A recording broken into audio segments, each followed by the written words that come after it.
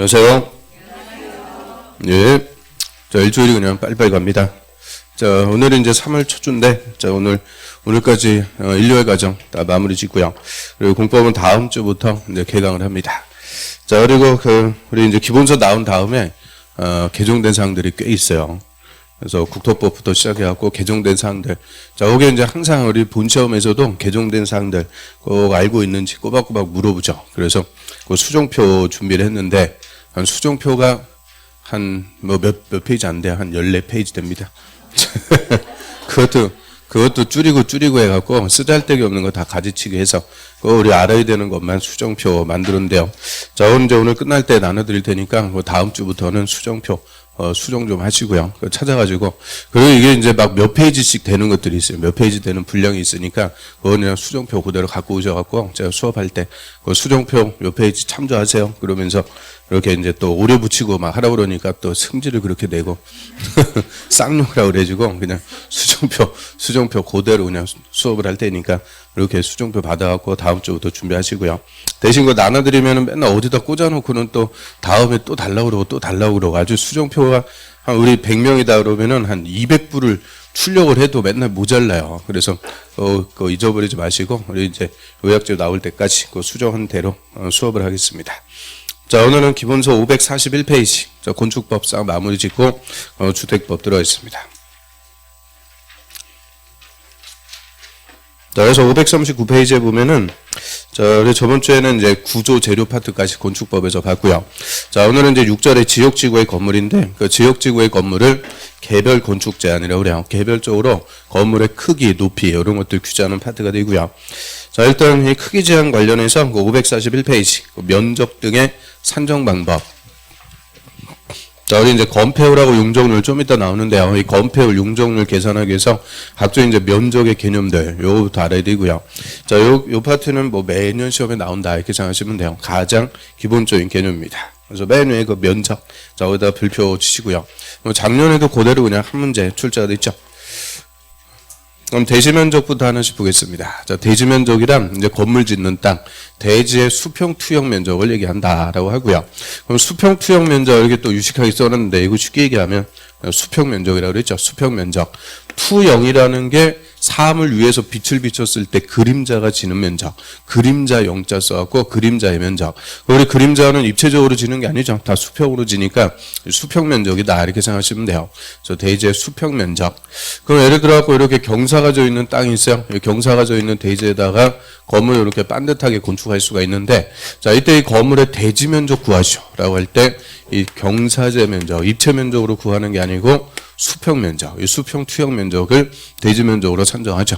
그럼 딱 봐도 이 경사제 면적 이게 더 넓은데 이 경사제 면적 이거 살려줄 수가 없다 그 얘기죠. 이유는 자, 우리 대지라는 것은 이꼴 뭐라 그랬어요? 대지는 이꼴 필지라고 그랬죠. 필지. 하나의 필지가 하나의 대지가 되는 것이 원칙입니다. 그럼 필지에 관한 근거법, 우리 공간정보법, 공시법 시간에 첫 번째로 배우는 법이죠. 자, 우리 공간정보법에서 우리나라는 수평지적 체계를 취한다 이렇게 배웠을 거예요. 수평지적 체계니까 면적도 무슨 면적밖에 안 되냐? 수평 면적. 입체 면적을 살려줄 수가 없어요. 아직 지적 기술이 발달이 안 되었고 입체 면적이 아니고 수평 면적으로 산정합니다. 이하의 면적도 다 똑같아. 다 수평 면적으로 면적은 산정하고요. 그 다음에 또 하나 2번의 예외봅니다. 다음에 나오는 면적은 대지 면적에서 제외한다. 이 대지 면적에서 빼버리는 거. 그러니까 박스 1번. 그 소연업에 못 미치는 너비의 도로. 거다 뵙죠. 거기 소연업의 미달도로라고 하죠. 4m 미만인 도로에 접한 대지일 때, 그 밑에 건축선이 자동적으로 후퇴가 된다고 그랬죠. 이 소연업이 4m를 확보하기 위해서 대지 안쪽에 건축선이 정해졌다. 이때 그 건축선과 도로 사이 부분은 대지 면적에서 제외입니다. 그래서 이 소연업 미달도로에서 건축선이 후퇴하면 그 후퇴한 부분은 대지 면적에서 제외. 우리 기억을 한번 떠올려 보면 소연업 미달도로 4m 미만인 도로요. 양쪽이 대지에 접혀 있다. 어떻게 돼요? 중심선에서 양쪽으로 소연업이 2분의 1, 2m씩 후퇴시킨다 그랬죠. 근데 반대편에 하천, 철도, 경사지 이런 것들이 있고 한쪽만 대지에 접혔다. 이때는 하천도인 쪽 도로 경계선에서 소연업이만큼 후퇴한 선을 건축선으로 하죠. 그래서 이 소연업 미달도로에서 건축선이 후퇴가 되면 그 후퇴한 부분은 뭐가 돼버린다? 도로가 됩니다. 도로. 그래서 대지 면적 계산할 때는 제외가 되죠. 그 다음에 그 박스 2번 대지의 도시군계획시설. 도시군계획시설 있죠. 도시군계획시설인 도로나 공원이 있게 되면 그 도시군계획시설에 포함되는 대지 면적도 다 제외입니다. 대지 면적에서 제외다. 그래서 도시군계획 시설 부지에 포함됐을 때, 우리 예를 들어 갖고 대지가 이렇게 있는데요. 이번에 이 일대가 공원이 설치되기로 결정. 그럼 이 공원이라는 기반서를 설치하기로 도시군관리계획 결정. 그럼 그때부터 이 공원을 뭐라고 그래요? 도시군계획시설이라고 하고요. 이 대지에서 요만큼은 도시군계획 시설 부지에 포함이 되어 있죠. 나중에 이거 시설사업 시행하게 되면 시행자가 이 부분은 협의 취득이 안 되더라. 그럼 강제적으로 뭐 해버려요? 수용하고 뺏어가는 거죠. 그래서 이 시설 부지에 포함된 부분은 수용될 부분, 어차피 뺏길 부분이니까 대지 면적에서 다 제외가 됩니다. 자, 다음에 그 밑으로 가볼까요? 이제 두 번째, 건축 면적. 자, 건축 면적은 건축물의 면적을 얘기해요. 하나의 건물의 면적. 그럼 그 건물의 제일 넓은 면적이니까 제일 바깥벽. 제일 바깥에 있는 벽을 외벽이라고 그러죠. 그래서 건물의 외벽 동그라미. 자, 외벽이 없을 때는 외곽 기둥의 중심선, 그 중심선 동그라미. 중심선의 수평 투영 면적으로 한다. 그래서 건축 면적이 뭐예요? 이렇게 물어봤어요. 그러면 건축물 외벽 중심선의 수평 면적입니다. 이러면 이제 100점이 되죠. 외벽 중심선의 수평 투영 면적. 그럼 우리가 이제 건물 절단면을 위에서 내려다봐요. 두 번째 그림. 그럼 외벽의 일정한 두께를 가지고 건축이 되는데요. 이때 건축 면적 산정할 때 외벽의 외부선도 아니고 내부선도 아니고 중심선. 요 중심선을 따로 그린다. 그죠? 그래서 중심선의 수평 면적. 자, 이 면적을 건축 면적으로 계산을 해요. 그럼 중심선 치수니까 외벽 두께 반은 건축 면적에 포함, 반은 버린다. 그 얘기죠. 그래서 외벽의 중심선의 수평 면적. 그런데 이 벽이 아니고 기둥으로만 서 있는 건물이 있을 수가 있죠. 우리 정자 같은 거, 정자 형태의 건물.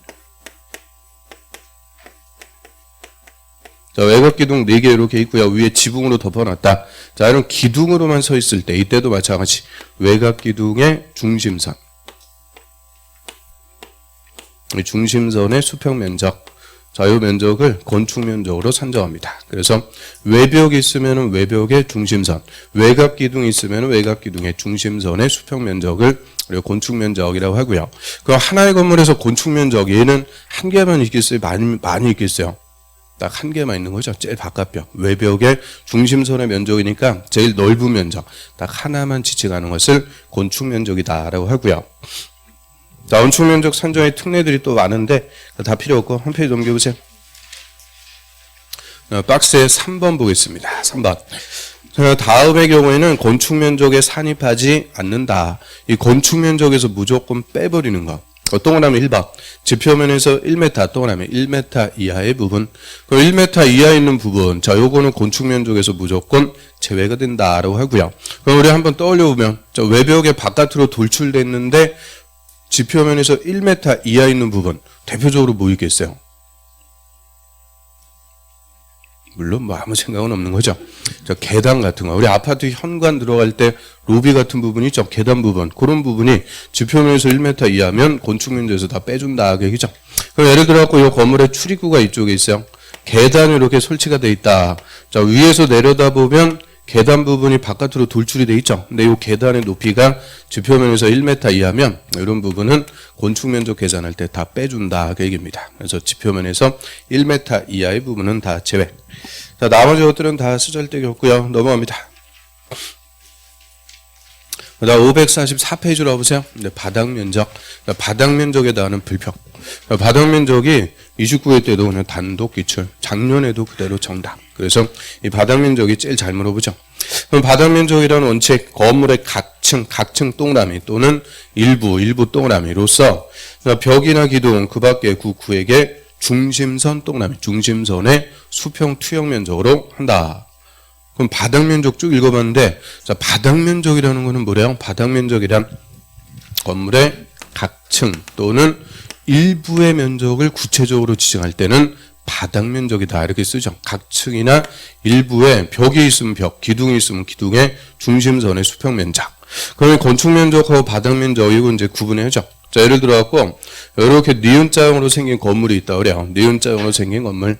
자, 이 건물의 건축 면적을 구하죠. 그럼 건축 면적은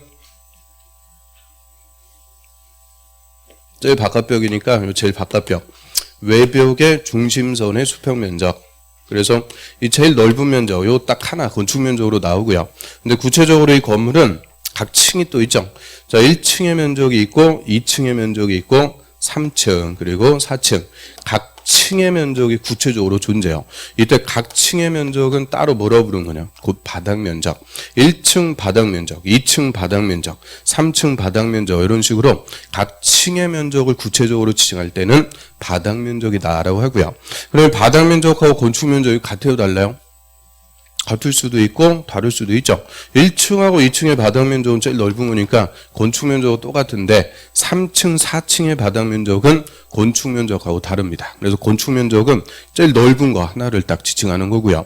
바닥 면적은 이제 구체적으로 각 층의 면적을 지칭하죠. 또는 저 4층 부분을 401호, 402호 두 세대로 구획해놨다. 자, 이 중에서 402호의 면적. 그럼 402호의 면적, 요 402호도 이 건물의 일부밖에 안 되죠. 그러니까 402호의 건축 면적이라고 쓰는 게 아니고 바닥 면적, 402호의 바닥 면적이다 이렇게 표현하죠. 그럼 우리 강의실도 다 면적이 있죠. 이 강의실의 면적도 무슨 면적이라고 그러면 돼요? 강의실의 바닥 면적 이렇게 표현하죠. 그럼 이 강의실 바닥 면적은 다 벽으로 되어 있으니까 이 벽의 중심선의 수평 면적을 강의실의 바닥 면적으로 산정을 하면 돼요. 그래서 이 각층 또는 일부의 중심선의 수평 면적, 이 각층이나 일부의 면적을 구체적으로 지칭할 때는 바닥 면적이라고 하고요. 그럼 바닥 면적 얘는 하나의 건물에 한 개만 있겠어요? 많이 있겠어요? 많겠죠. 일부니까 그 일부가 바닥 면적에 포함되는 것도 있고 제외되는 것도 있고 많습니다. 그래서 밑에 보면 예외 갖고 바닥 면적 산정이 제일 많아요. 그 박스에 보면은 1번, 2번, 옆에 보면 또 12번까지 합쳐갖고 총 14개요. 14개 쫙 나옵니다. 자, 그래서 그 중에서 5개 그냥 되게 딱 물어보기 좋으니까 이 바닥 면적 갖고 잘 물어볼 수밖에 없어요. 근데 뭐 그거 다 물어보는 거 아니니까 너무 또 걱정하고, 근심 걱정하고 그럴 필요는 없죠. 공부도 안 하면서 하여튼 걱정은 태산 같아요. 그래서 딱 물어보는 것들이 몇 개 있어요. 그 예외에서 그 동그라미 1번. 자, 박스에 1번 보겠습니다. 그 단어 나갖고 또 설명하기가 좀 그런데. 그 박스에 1번. 자, 벽이나 기둥의 구획이 없는 건물, 그거 짬 있죠. 그게 이제 첫 번째 예외니까, 그게 또 잘 물어보죠. 그럼 벽이나 기둥의 구획이 없는 건물일 때는 그 지붕 끝부분으로부터 수평거리 1m, 1m 동그라미, 1m를 후퇴한 선의 수평 투영 면적으로 한다. 그럼 벽이나 기둥의 구획이 없는 건물이다. 이렇게 써놨는데요. 그 말은 벽이나 기둥의 중심선으로는 계산이 안 되는 건물이다. 그 얘기입니다. 벽이나 기둥에 구획이 없다. 즉 중심선으로 계산이 안 된다. 그 요 건물 이런 거 우리 어디서 봤을까요? 주유소. 주유소 이제 캐노피라고 그래요. 지붕 부분이 있고 중간에다 이제 철골 구조물로 딱 세워놔갖고 여기 주유기계 놓고 우리가 기름 넣고 하는 주유소. 이거 딱 떠올리면 되죠. 그러면 지붕이 있다는 것은 건물의 부분인데 이때 이 지붕 부분의 바닥 면적 구하죠. 이때는 이 중심선으로 계산하면 0 나오죠. 0. 이게 안 된다는 거예요. 그래서 벽이나 기둥의 중심선으로 계산이 안 될 때 이때는 지붕 끝에서 안쪽으로 1m씩 안쪽으로 1m씩을 후퇴한 선의 수평 면적. 자, 이 면적을 그 지붕 부분의 바닥 면적으로 산정해라. 그 얘기죠. 그래서 말만 그 어렵게 써놓은 거지 의미는 간단해요. 벽이나 기둥의 구획이 없다. 이 말은 중심선으로는 계산이 안 된다. 이때는 지붕 끝에서 1m씩 후퇴하고 바닥 면적으로 산정하고요. 그 다음 그 밑에 동그라미 2번에서 그 박스에 1번 보겠습니다. 피로티 등. 자, 피로티 구조 이렇게 썼는데요. 피로티 구조가 뭐겠어요? 피로티 구조. 자, 피로티 구조는 기둥 구조를 얘기하죠. 피로티라는 말의 기둥. 그래서 기둥으로만 서 있는 거. 자, 요거를 기둥 구조. 그래서 벽 면적에 2분의 1이 뻥 뚫린 공간으로 된 구조다. 그래서 기둥 구조가 피로티 구조다라고 하고요. 자, 이런 피로티 구조의 부분은 그 세 번째 줄. 그 부분이 공중의 통행, 통행의 동그라미, 차량의 통행, 통행의 동그라미. 그럼 공중이나 차량의 통행이 요한다. 자, 통행이 요한다. 이 말의 의미는 쉽게 얘기하면 뭘로 쓴다는 거예요? 피로티를. 도로로 쓴다. 그죠? 도로. 공중이나 차량의 통행에 쓴다. 도로로 이용하거나 또는 주차의 전용, 주차의 동그라미, 주차장으로 쓰거나 공동주택, 동그라미, 공동주택일 때는 바닥 면적에서 제외입니다. 그래서 공동주택일 때는 바닥 면적에서 제외. 그게 29회 때 정답이었어요. 그래서 피로티 구조. 우리 주변에 뭐 빌라 같은 거 보면 1층을 피로티 구조로 해갖고 주차장 같은 걸로 쓰는 걸로 많이 볼 수가 있죠. 그래서 이 피로티 구조의 부분을 도로라든지 주차장 또는 공동주택, 연립이나 다세대 이런 공동주택일 때는 이 피로티 구조의 부분은 바닥 면적에서 다 없는 걸로 빼주도록 한다. 그 얘기죠. 그래서 주차 공간 확보 이런 목적으로 다 면적에서 빼주도록 하고요. 그 다음 그 밑에 3번 하나만 더 볼게요. 3번. 쭉 앞으로 와서 공동주택의 지상층에다가 설치하는 기계실, 전기실, 놀이터, 조경설 이런 것도 우리 다 부대시설, 복리설이라고 그러죠. 이런 아파트에 딸려갖고 설치하는 부대시설, 복리설 같은 기계실, 전기실, 놀이터, 조경설, 사용할 폐기물 보관시설 자 이런 것들도 다 바닥 면적에서 제외입니다. 그럼 놀이터의 면적을 아파트 바닥 면적에 산입하고 그럴 이유가 없다. 당연한 거죠. 이런 부대시설하고 복리설 그런 것들도 다 제외합니다. 자, 이 정도 보고요. 자, 옆 페이지로 와보세요. 그리고 밑에 연면적. 자, 연면적 해갖고 연자의 의미는 총면적이라고 했죠. 다 합친 거, 총면적. 그래서 하나의 건물에서 각층 바닥 면적의 합계, 그것도 있죠. 각층 바닥 면적 합계를 얘기한다. 그래서 각층의 면적을 바닥 면적이다 그랬으니까 각층 바닥 면적을 합친 총면적, 그 면적을 연면적이다 이렇게 얘기하고요. 자, 예를 들어갖고 자, 이 건물 1층 바닥 면적이 100, 2층 바닥 면적 100, 3층 50, 4층 50. 그럼 이 건물의 연면적 구하시오. 그러면 다 합친 거라는 거죠. 다 합쳐가지고 이 건물의 연면적은 300제곱미터가 나오게 되죠. 그래서 이 건물의 각층 바닥 면적을 합친 총면적, 이거를 연면적이다 이렇게 얘기하고요.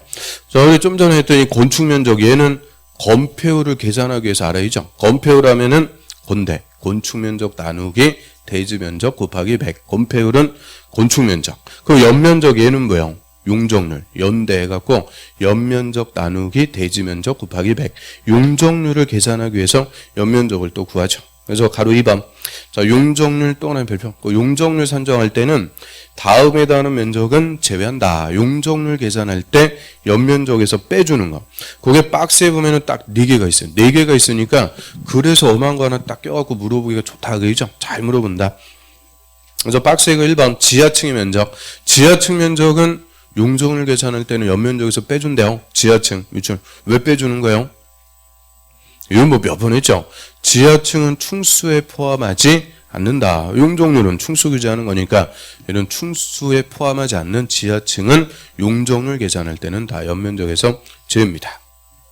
그 다음에 2번에 지상층의 주차장, 그것도 있죠. 주차장으로 쓰는 면적도 다 제외. 왜 빼준다 그랬어요? 주차장 많이 설치해라 그러죠. 건물마다 주차 공간이 부족, 주차 문제가 발생하니까 주차장 많이 설치할 수 있게끔 주차장 면적도 다 빼줘요. 그 다음에 3번에 초고층 건물에서, 그 준초고층 건물은 됐고, 초고층 건물에 설치하는 끝에 피난 안전구역, 밑줄, 피난 안전구역의 면적. 이거를 저번 시간에 다 봤네요. 초고층 건물 50층 이상일 때는 위에 사는 사람들 불났을 때 숨어 있을 수 있는 대피 공간, 피난 안전구역을 지상층에서 최대 30개층마다 1개소 이상 의무적으로 설치해줘라. 30개층. 그거는 기억나죠? 그래서 뭐 다른 건 다 까먹어도 그런 거는 또 안 죽으려고 하여튼 기억이 나요. 그래서 그 피난 안전구역. 그 다음 그 밑에 4번에 11층 이상 건물로서 11층 이상층의 바닥 면적 합계 10,000제곱미터 이상 건물일 때, 그럼 이게 한마디로 뭐냐? 그 11층 할 때 11 중간에다가 짝대기 딱 그니까 뭐예요? 이게 헬리포트 설치 대상이죠. 옥상에다가 헬리포트 설치하는 대상 11층 이상. 그런데 그 지붕을 경사 지붕을 한다. 경사 지붕일 때는 헬리포트 안 된다고 그랬죠. 대신 대피 공간을 따로 설치를 해주게 되고요. 그 경사 지붕 아래에 설치하는 대피 공간 밑줄. 자, 이것도 헬리포트 대신 설치하고요. 저 위에 피난 안전구역하고 대피 공간 이런 것들은 불났을 때 숨어 있거나 대피할 수 있는 불가피한 부분 다 용적률 계산할 때는 빼주도록 합니다. 그래서 딱 그 4개. 그것만 용적률 계산할 때는 연면적에서 제외다. 그러면 자, 원칙적으로 지하층 면적 같은 거는 연면적에 포함하는 거예요, 제외하는 거예요? 원칙은 포함하는 거죠. 원칙은 포함하는데 뭐를 계산할 때만, 용적률을 계산할 때, 용적률 몇 프로, 그거 계산할 때만 빼준다. 용적률 계산할 때만 제외가 되죠. 자, 한 페이지 넘겨볼까요? 그 예제 29회 때 기출문제, 재정론 기출문제인데요. 그 건물 바닥 면적 산정 방법에 관해서 틀린 것은 딱 1번에 벽이나 기둥에 구획이 없는 건물이다. 자, 이게 어떤 거라고요? 주유소, 캐노피 같은 거. 벽이나 기둥에 구획이 없는 건물일 때는 그 지붕 끝에서 수평거리 1m를 후퇴한 선의 수평 면적을 바닥 면적을 한다. 뭐 배운 다음에 보니까 뭐 그냥 뭐 쭉쭉 들어오죠. 그 다음에 3번 볼까요? 자, 피로티 부분은 공동주택의 경우에는 바닥 면적에 산입한다가 아니고 산입하지 않는다. 그래서 3번은 3번까지 가면 정답은 손들고 있는 거예요. 그래서 피로티 구조의 부분은 도로로 쓰거나 주차장으로 쓰거나 공동주택일 때 이때는 바닥 면적에서 제외입니다. 그 다음에 옆 페이지로 가볼까요? 높이 충수가 있는데 거기다 또 건폐율하고 용적률 써놨고요. 자, 우리 건폐율하고 용적률은 저 국토법에서 다 배웠죠? 미리 다 배웠어요. 뭐 할 때 배웠어요? 뭐 아무 생각 없는 거죠. 항상 공법 시간만 되면. 그거는 새로 오신 분들도 많이 있는데 여태까지 우리가 했던 그런 이제 실력을 좀 보여주고 그래야 될 거 아니에요. 보여줄 실력이 없어요. 자, 아무튼 이 용도 지역의 행위 제한할 때 건폐율, 용적률 다 미리 배우세요. 그런데 그 용도 지역별 건폐율, 용적률의 최대한도를 규정하는 거고요. 건폐율과 용적률의 의 자체는 건축법에서 규정합니다. 건축법에서 의를 규정하니까 의가 뭐냐, 또 용적률 계산 문제 이런 것들은 건축법에서 나오는 문제가 되죠. 그래서 건폐율의 의 한번 볼까요? 대지 면적에 대한 건축 면적의 비율, 건축 면적 비율인데 그 건축 면적 가로에 대지의 건물이 2개 이상 있을 때는 이들 건축 면적의 합계, 건축 면적의 합계로 한다. 그러면 대지가 이렇게 있고요. 대지에다가 건물을 건축하는데 한 동, 두 동. 자, 건물을 2동을 건축했대요.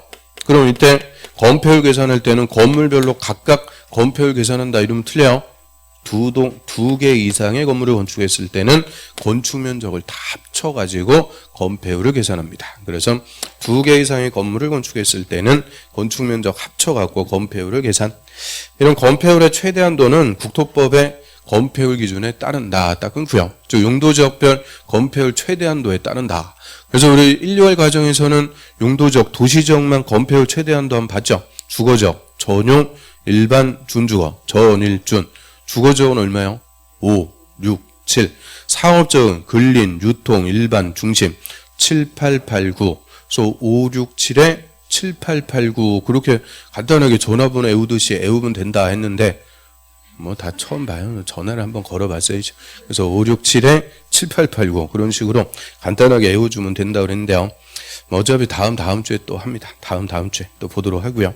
거기서 딱 끊고 다만 근데 이 법에서 저 건축법에서 기준을 완화 동그라미, 강화 동그라미 하도록 규정하면 그에 따른다. 즉 건축법으로 건폐율을 강화도 할 수 있고 완화도 할 수 있다. 그래서 건폐율의 공식 앞을 졌다 갖고 건대 이렇게 외우라고 그랬죠. 건축면적 나누기 대지면적 곱하기 100.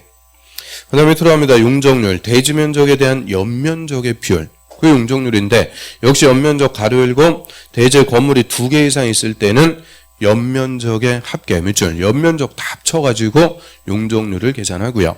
자, 용적률 최대한도도 역시 국토법에 따른다. 딱 끊고요. 용도지역별 최대한도에 따르는데 이 법에서 완화 동그라미, 강화 동그라미 하도록 규정하면 그에 따른다. 그래서 건축법으로 건폐율이든 용적률이든 강화도 할 수 있고 완화도 다 할 수 있습니다. 그럼 대표적으로 우리 건축법에서 용적률 완화해줘라 앞에서 배운 거 뭐 있을까요? 건축법에서 용적률 완화해줘라. 저번 시간에 배웠던 공개공지 있죠. 공개공지 설치하면 용적률하고 높이지 않을 1.2배 이하에서 완화해준다. 이런 건축법으로 강화, 완화 다 가능하고요. 그래서 밑에 용적률의 공식, 용적률은 연대 이렇게 외우라고 그랬죠. 연면적 나누기 대지면적 곱하기 100. 뭐 분자를 또 길게 써놨는데 되고 연대. 그래서 간단하게 이렇게 정리하고요. 자, 다음 한 페이지 넘어갑니다. 한 페이지 넘겨보시면 3번의 건물의 높이. 자, 건물의 높이는 지표면에서 건물 상단까지의 높이로 한다. 상단까지의 높이. 그 상단을 옥상 바닥이라고 그래요. 지표면에서 옥상 바닥 상단까지의 높이인데 그 동그라미 2번. 건물 1층 전체에 피로티가 설치되어 있는 경우에는 60조 높이 제한, 61조 이항, 1조권을 위한 높이 제한 이런 높이 제한 적용할 때 피로티의 층고는 제외. 그다음에 있죠. 필요티의 증거는 제외한 높이로 한다. 그게 작년에는 정답이었어요. 그러면 자 1층 부분을 필요티 구조로 했대요. 그럼 원칙적으로 건물의 높이 산정할 때는 지표면에서 건물 상단. 자 이게 이제 건물의 높이로 산정하는 게 원칙이죠. 그런데 이렇게 1층 전체를 필요티 구조로 해서 주차장으로 쓴다. 이때는 필요티 부분은 빼고 나머지만 건물의 높이로 산정해라. 그 얘기입니다. 즉 필요티 구조의 부분은 건물 높이에서 제외시켜준다. 그죠? 그러면 좀 전에 이 필요티 구조의 부분을 주차장으로 써요. 무슨 면적에서 빼준다 그랬어요? 주차장으로 쓰면 바닥 면적에서 제외. 바닥 면적을 합친 게 연면적이니까 당연히 연면적에서 다 빠집니다. 면적에서 다 빼주고 높이 계산할 때도 다 빼준다. 그 말은 없는 걸로 봐줄 테니까 가급적이면 1층을 무슨 구조로 해라? 필요티 구조. 필요티로 해갖고 주차 공간을 확보하자. 이런 목적으로 면적, 높이 다 빼주도록 해요. 그래서 이 주변에도 빌라 같은 거 보면 다 1층 필요티죠. 기둥만 딱 세워갖고 주차장으로 쓰고 있는 거 많이 볼 수가 있는데요. 자, 이런 주차 공간 확보 등을 위해서 면적, 높이에서 다 빼준다. 이런 특례를 인정을 합니다. 그 다음 맨 밑으로 가볼까요? 충수. 충수에다가도 별표. 동그라미 1번 층의 구분이 명확하지 않은 건물일 때 그럼 일반적인 건물은 유리창이 있어갖고 밖에서 몇 층짜리다 세어볼 수가 있는데 높은데 유리창이 없어갖고 층의 구분이 없어요. 대표적으로 어떤 건물이 있어요? 높은데 유리창이 없는 건 야구장 있다고 그랬죠. 여기는 뭐 문학 야구장? 가봤어요 한번? 됐어요. 아무튼 그래서 야구장 같이 높은데 유리창이 없어갖고 층의 구분이 없어. 이때는 높이 4m 동그라미 4m마다 한 층으로 보고 충수를 산정합니다. 그래서 건축법에서는 한 층의 높이를 얼마로 계산? 4m. 그 다음에 동그라미 2번 건물의 부분에 따라 충수가 다르다. 이때는 가장 많은 충수, 그렇죠? 가장 많은 충수가 그 건물의 충수가 됩니다. 그럼 이 건물처럼 자 여기는 2층 그리고 여기는 4층. 그럼 이 건물은 몇 층짜리 건물이 돼요? 4층짜리 건물이다. 그죠? 그래서 부분에 따라 충수가 다르면 가장 많은 층이, 즉 가장 높은 층이 그 건물의 충수가 된다. 그 얘기고요. 절대 이거 평균 충수로 간다 그러면 틀려요. 평균 충수가 아니고 그냥 가장 많은 충수가 그 건물의 충수가 됩니다. 또 옆 페이지로 보시면은 3번 충수에서 빼주는 거. 2번에 지하층 동그라미. 지하층은 건물 충수에 산입하지 않는다.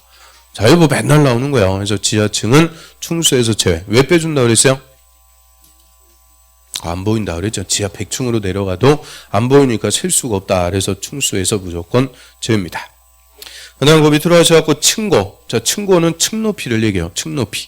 저 층고는 방의 바닥 구조체 윗면 동그라미. 으로부터 위층 바닥 구조체 윗면 동그라미까지의 높이로 한다. 자, 윗면부터 윗면까지 높이 이게 층고.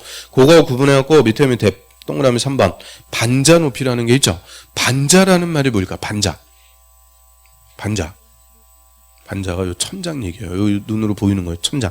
요거를 반자라고 합니다. 그래서 방의 바닥면에서 반자, 이 천장까지 높이에요. 그거를 반자 높이다 이렇게 얘기하고요.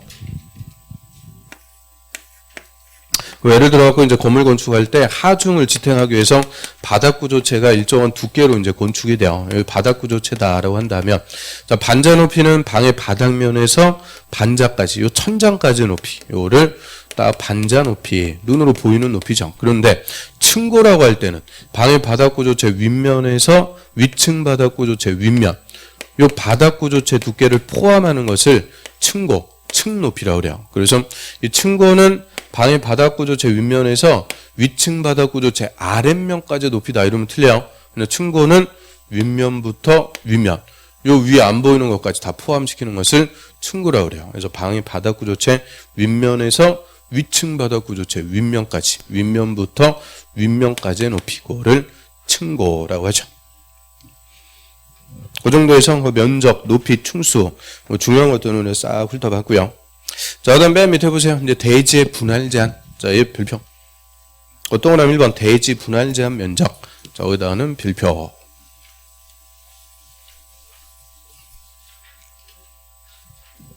자, 동그라미 1번 한번 봅니다. 건물이 있는 대지는 그다음에 건물이 있는 땅을 대지. 그럼 건물이 없는 땅은 뭐라고 그래요? 건물이 없는 땅. 토지라고 그러죠. 토지. 토지는 국토법. 그래서 우리 공법은 딱 이분법이라고 그랬죠. 건물이 없으면 토지라고 불러갖고 국토법 적용. 건물이 있으면 대지라고 불러갖고 건축법 적용. 아니 토지하고 대지가 두 글자 쓰니까 더 쉬운 거 아니에요? 나대지 건부지보다? 학계론은 너무 좋아요. 자, 그래서 또 하나 1번 건물이 있는 대지는 대통령령이 정하는 범위에서 해당 지자체 조례가 정하는 면적에 못 미치게, 못 미치게 비율. 여기서 못 미치게는 미만이요. 미만으로 분할할 수 없다. 그럼 대지는 조례가 정하는 면적에 미만으로 분할할 수가 없다라고 했는데 그 용도 지역별로 이제 조례가 정하는 기준 면적들이 나오죠. 주거 지역에서는 60이에요. 60 동그라미. 60제곱미터 미만으로 분할할 수 없다. 그래서 이 주거 지역에 건물이 있는 대지의 최소 면적이 얼마가 되는 거냐? 60. 절대 주거 지역의 대지는 60제곱미터 미만으로는 분할할 수가 없습니다. 최소 면적이요. 그 다음에 상업지역과 공업지역은 다 150.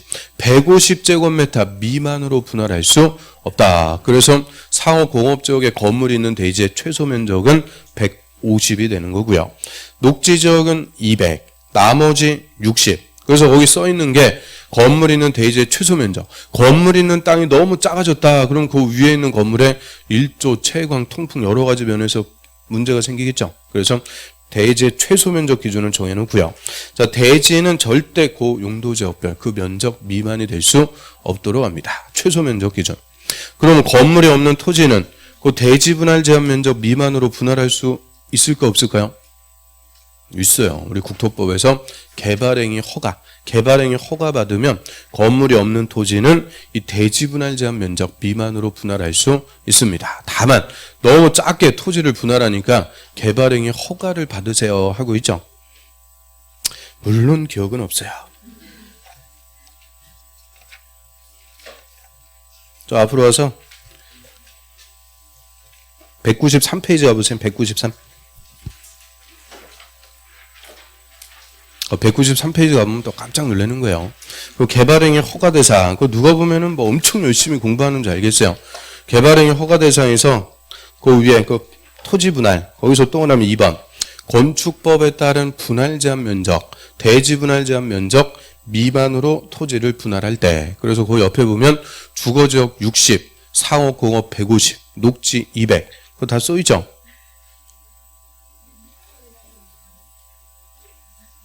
그 수업을 안 들었네. 또 온라인으로 하니까 수업을 들으신 분들은 다 써 있을 거예요. 그래서 60, 150, 200 그거 다 써놓은 거. 그래서 토지는 이 대지 분할 제한 면적 미만으로 분할할 수 있습니다. 뭘 받으면 개발행위 허가받아갖고 할 수가 있고요. 근데 그거 비교해갖고 건물이 있는 대지는 절대 이 면적 미만으로 분할할 수 없다. 그래서 다시 뒤로 오세요. 다음 과정에서 또 하고 또 말씀드릴 테니까. 자, 그래서 대지의 최소 면적 기준. 자, 이거는 건축법뿐만 아니라 우리 국토법, 개발법, 정비법, 모든 부동산법에서 다 써먹는 가장 기본적인 규제 중에 하나죠. 그래서 그거는 꼭 좀 정리를 해두셔야 돼요. 자, 여기까지 건축법 해갖고 마무리 짓도록 하고요. 그 다음